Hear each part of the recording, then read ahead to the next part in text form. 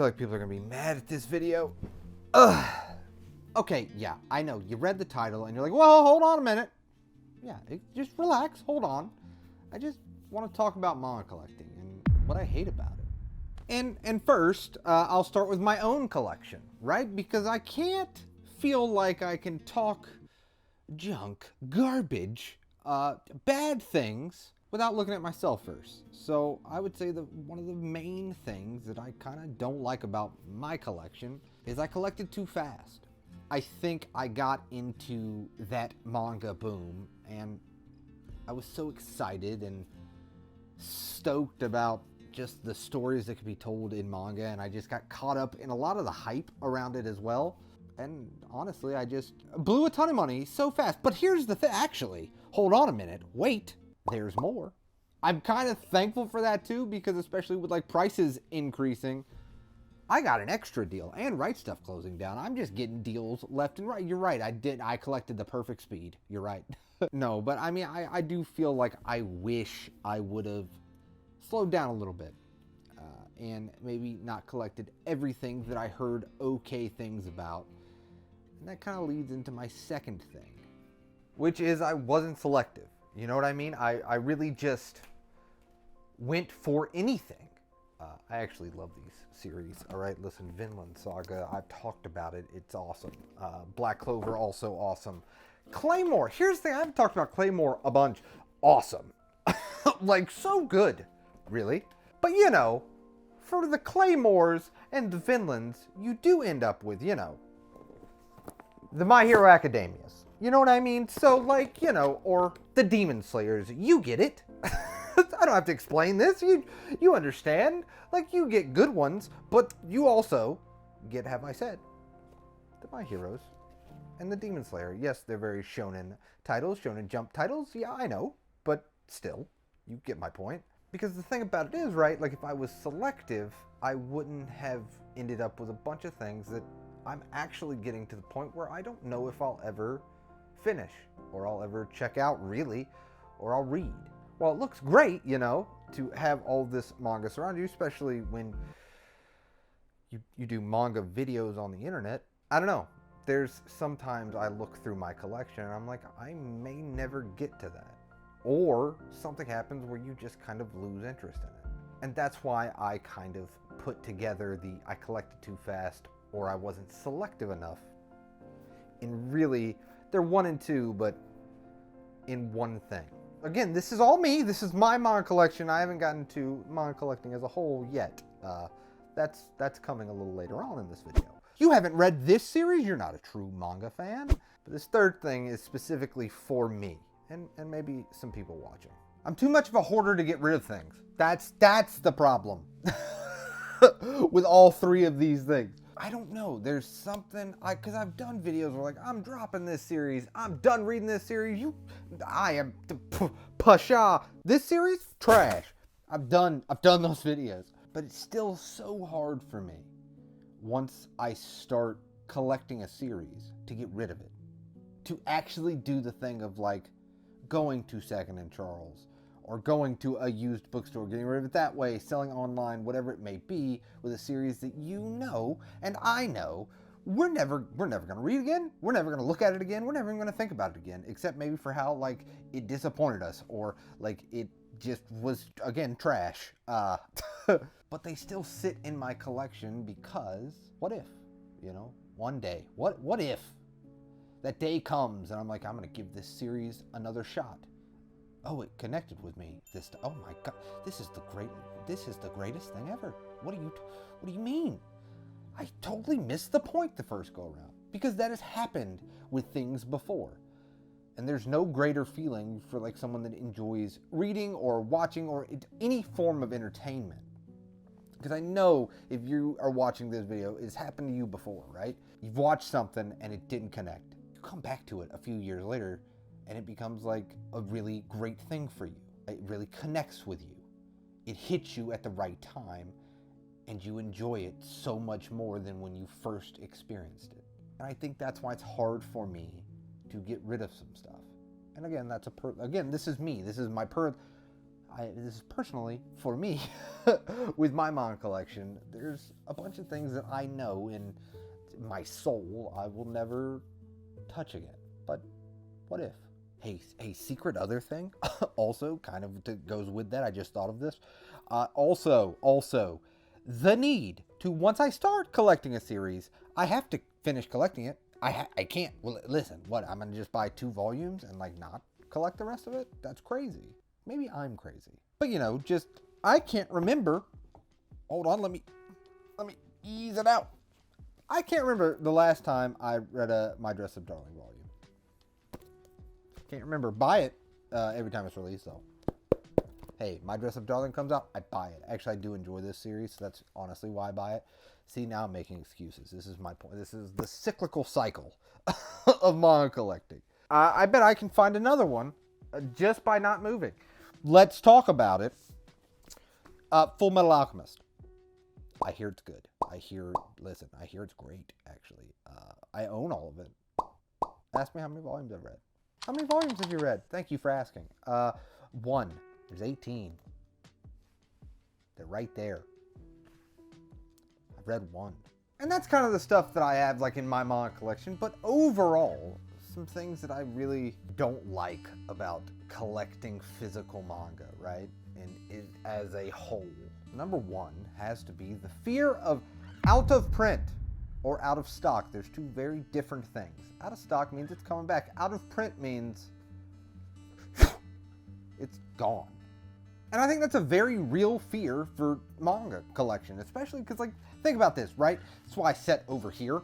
Dark Horse is notorious about all this. I have Lone Wolf and Cub over there. I should have brought it over here for this part of the video. Did not think ahead. But I'll cut to a B-roll shot. Look at that. Lone Wolf and Cub. Nice.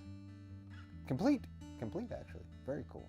I know when you're looking at this B-roll shot, 1, it's a very long B-roll shot, and 2, I wonder how many volumes of Lone Wolf Cub he's read, you know? If you answered 0, you're right. But the out-of-print stuff is a very real thing. There's a bunch of series that are very hard to find that now people getting into this hobby hear about these titles and want to read them, and if you don't want to read digitally, or maybe some just want it physically, they don't exist. Or they do exist, and boy, you're going to pay the price, you know? And so I think, like, me at least, when I'm collecting manga, that comes into my mind of like, is this series going to get popular enough to be in print for years to come that I don't have to rush out and get it? Or is this a series I don't hear a lot of people talk about, and I feel like it's going to go out of here? It's not going to exist in a few years. And I want to physically own it because I enjoy it. That comes into the thing of, I want to support the work. I want to support the author. I want to support this thing. It's still money out of our pocket. And that's tough, man. That's a tough place to be in, because maybe you don't want to spend as much money as you currently are or did on manga. But that out of print, that's a tough one, because I think it's a very, very real thing that absolutely happens all the time. And there's a few new, like, fears that have added on to the out of print, out of stock thing, right?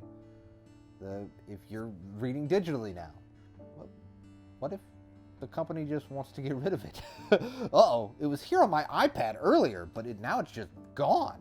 Or this brand new fear. Ding, ding, ding. Hey, did you need a new fear? You got one. RightStufAnime, like, closed down, right?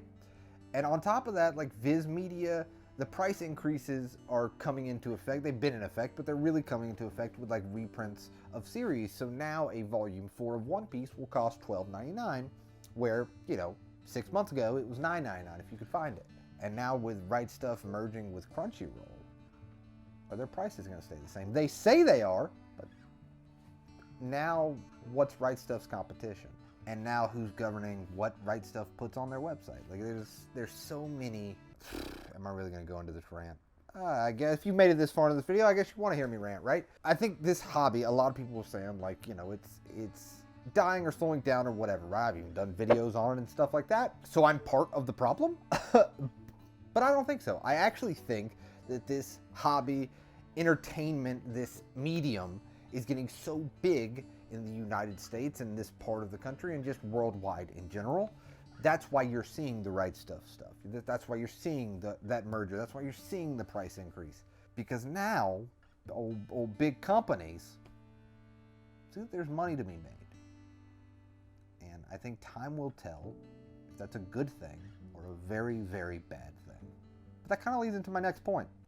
We got through that dark and depressing moment. I apologize. Hopefully you're still enjoying the video. Like and subscribe. You know what I mean?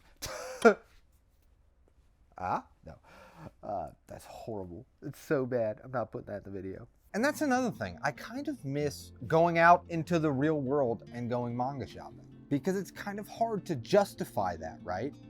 Justify going out, and basically every time you go out, if you buy 5 things, it's like buy 4, get the 5th free online. With the prices and deals that online's always having, a lot of big box retailers don't have that. So that moment, that time that you can get a group of friends together, or even, I like to do this, go out shopping by yourself, a little me time, a little peaceful me time. There's nothing wrong with that. I love that. Listen, I'm also the type of person, I'll go to a restaurant by myself. Hey, table for 1, I'm coming to eat. That was too much, you know. I'm giving life advice in a manga video.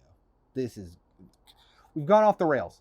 Fair enough, let's go back on track. But that's so hard to justify, especially like in today's world that we live in.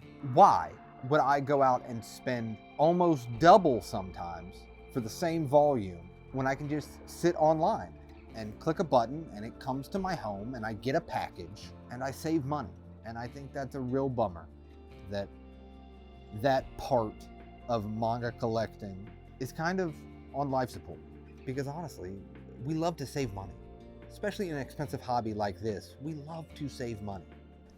And really one of the last things that I kind of want to talk about in this video, something that I don't like about the community. No, he's not. Here, hold on. Wait, before you unsubscribe, what if you subscribed throughout this video, got to the end of this video, and then said, oh, no thank you. Fair, right? That's a fair point, but hear me out first. I think it's kind of a bummer, and I know it's a small group, right, of the manga community.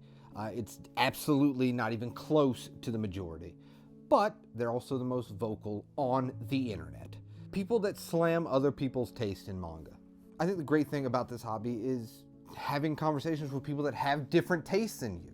I love that aspect. If I was just talking to people that just like the same exact style or genre or demographic, whatever you want to call it, it'd be boring, right? You can only read so much of one genre, in my opinion, no matter how much you really enjoy it. And there are some genres that you will always gravitate towards. I have talked about this before. Listen, I hear you. Yeah, you know, I'll always like, hey, I'm gonna punch that guy. I'll love that genre forever. But the people that go on and give a bunch of trash to someone that likes something different, or, you know, their favorite series is better than your favorite series, and kind of, I guess the best word that I can think of right now, I'm probably gonna regret this when I'm editing it, manga elitist, right? You haven't read this series, you're not a true manga fan. That kind of stuff. And if you don't enjoy, you know, something that they really enjoy, they immediately talk down to you. I hate that stuff. I don't like it one bit. I think what I enjoy from this hobby, and I'm, again, this is my opinion, I absolutely could be wrong. I'm wrong about most things. But what I enjoy about this hobby is branching out and trying anything and different things, and some things that I do enjoy that I never thought I would, and there's some things that I thought I would enjoy, and I'm like, this is absolute, it's not for me. You know, not for me, not for me. You can't do nothing about that, it's not for me. But I think if you see some opinion on the internet, having an actual discourse is better than just being like, all right, dumb head. Oh, no, you're a dumb head. It's not going to get anywhere, man. Be honest with you. Because at the end of the day, I think the most important thing about this, and kind of the whole reason that I made this video, is because manga collecting's cool. Yeah, I just spent a bunch of time talking about stuff that I don't like, but at the end of the day, I love this hobby. And I don't see myself falling out of love with this hobby for a good long time. But just because you love something doesn't mean there's going to be things you don't like about it. That's why I made this video. So, let me know in the comments down below some things you don't like about manga collecting, and let's talk about it. And as always, I wholeheartedly appreciate you guys, especially the ones made to the end of this video. It means the world to me, and I hope if you're having a bad day, it gets better. If you're having a good day, I hope it becomes fantastic. I'll see you next time.